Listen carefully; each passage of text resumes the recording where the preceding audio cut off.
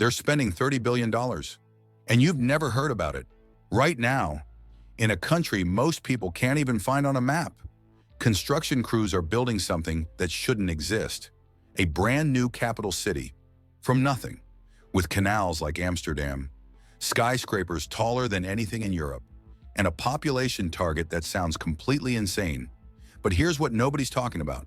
This country is one of the most water-starved places on Earth. They're already running out, and they're about to pour concrete over 25,000 hectares of the only farmland keeping them alive. So either they know something we don't, or this is about to become the most expensive mistake in modern history. Let me show you what's really happening. Central Asia, sandwiched between Russia, China, Iran, and the Middle East. There's a landlocked nation with 37 million people that used to be the beating heart of the ancient Silk Road, Uzbekistan. For over 1,000 years, merchants crossed this land carrying silk, spices, and gold between Europe and Asia. It was the center of everything. Then the Soviets came. Then, decades of authoritarian isolation. The borders closed, the money stopped, the world forgot, until 2016. A new president took power, and he had a different plan. He opened the economy overnight, reformed the currency, started inviting foreign investors who'd been banned for generations.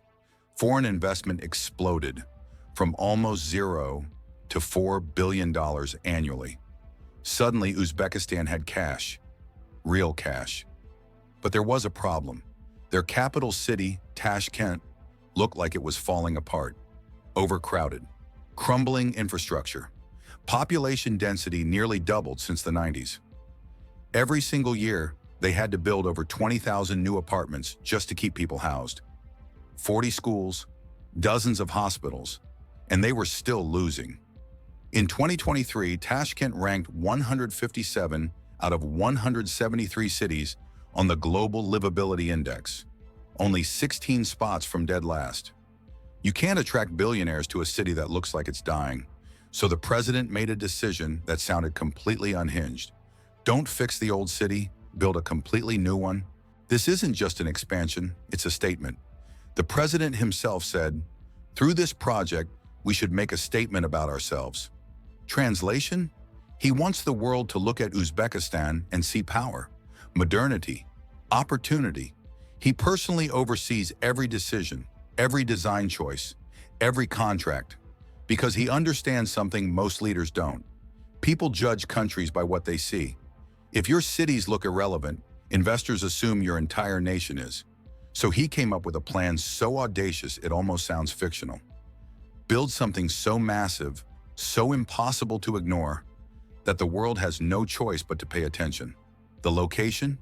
20 kilometers east of current Tashkent, 25,000 hectares of empty land between two rivers. That's 1/3 the size of Singapore. It will literally double the size of the current capital. Tashkent has 3 million people right now. This expansion is designed to house another 2.5 million. That's like dropping the entire population of Chicago onto farmland. By 2045, they're projecting a total metropolitan population of 7.4 million. But here's where it gets interesting. This isn't just about buildings. They're redesigning how humans live in cities. Forget everything you know about urban planning. New Tashkent is being built around something called super mahalas. Traditional Uzbek neighborhoods were these maze-like communities with homes built around shared courtyards. Tight-knit, walkable, human scale. The architects took that concept and supercharged it. Each super mahala will be 400 meters across, a 5-minute walk from edge to edge.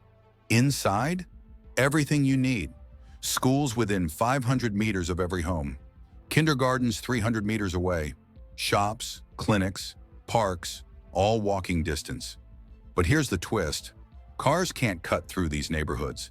Just like Barcelona's superblocks, private vehicles stay on the outer edges. Inside is for people, bikes, life. The chief architect studied cities worldwide and realized something critical. Old cities were built in circles, everything radiating from the center like spokes on a wheel. Then came the grid, straight lines, 90-degree turns everywhere, efficient but suffocating. Cities like Barcelona and Washington figured out the secret.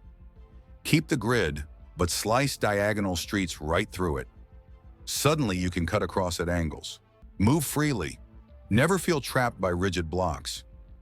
New Tashkent uses that exact design, but they went further. This is where it gets genuinely futuristic. New Tashkent will have a complete digital twin, not a static model, a living, breathing replica of the entire city that updates in real time. Every building, every street, every water pipe, monitored constantly. Singapore uses this technology to prevent millions in flood damage by catching problems before they happen. Dubai tested it for static planning. LA has a tiny pilot project covering a few downtown blocks. New Tashkent's digital twin will be operational for the entire city from day one. That's never been done before at this scale. Then there's the canal network. 23% of the entire city will be public green space. You could start walking in one park, follow the canals, and end up on the opposite side of the city without touching a main road. It's being called Central Asia's Amsterdam, and they're going 100% renewable energy. 400 megawatts from solar panels, 1,200 megawatts from upgraded hydroelectric plants. They'll even burn cotton waste in tri-generational boilers that produce electricity, heating, and cooling simultaneously. The centerpiece? Twin City Towers, 575 meters tall. When completed, it'll be the 6th tallest building on Earth, but the towers are just the beginning. The Alisher Navoy Center, designed by Zaha Hadid architects, uses locally made bricks and cooling systems inspired by ancient Silk Road wind towers. There's a $250 million water park and resort complex planned, which brings us to the question everyone's avoiding. Where is all this water coming from? Here's what they're not telling you. Uzbekistan is one of the most water-stressed countries on the planet. They don't control their own water supply. Most of it comes from rivers that flow through neighboring countries first, and the vast majority of their water already goes to agriculture. Now they're about to pave over 25,000 hectares of farmland, the same farmland that feeds their people. By 2030, Uzbekistan could face a water shortage of 15 billion cubic meters. That's enough to supply New York City for 9 years. Gone. So how do you build Central Asia's Amsterdam in a desert that's running dry? They're betting everything on technology and efficiency, recycled water systems, drought-resistant landscaping, smart irrigation controlled by that digital twin. But here's the brutal truth. No city in history has solved a water crisis this severe through efficiency alone. And if they get it wrong, 2.5 million people will be living in a city that can't sustain them.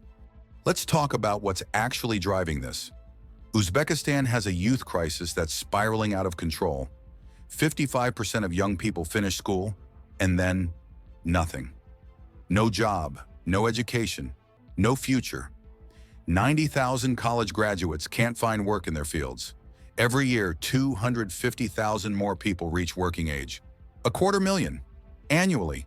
The economy only creates about 1% more jobs each year. Do the math. Most of the population is under 30 years old.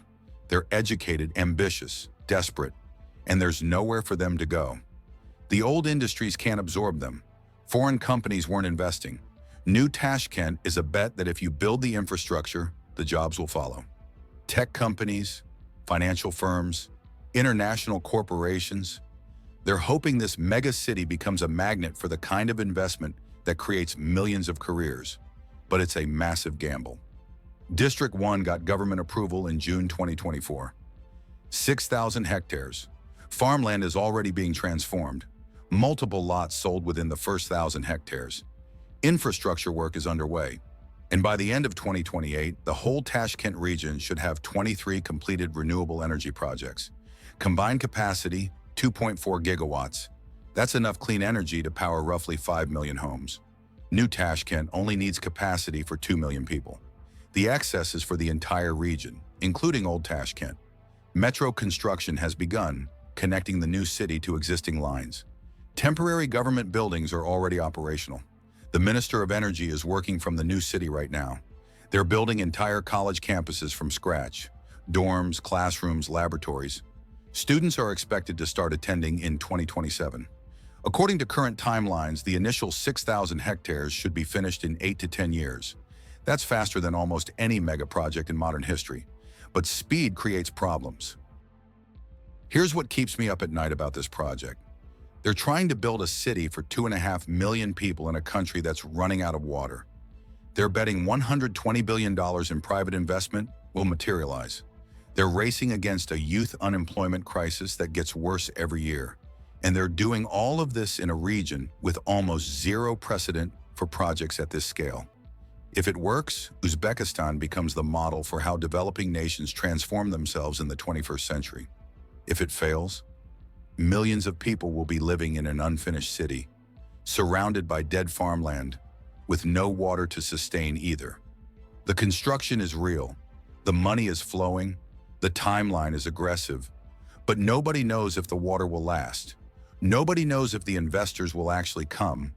Nobody knows if those 2.5 million people will find the opportunities they're being promised. Right now, in a country most of the world ignores, they're building something that will either rewrite history or become the most expensive ghost city ever constructed. The concrete is already being poured, and there's no turning back. So what do you think? Will this $30 billion gamble pay off, or are we watching the beginning of a catastrophe? Drop your thoughts in the comments below. And if you found this story as fascinating as I did, hit that like button and subscribe.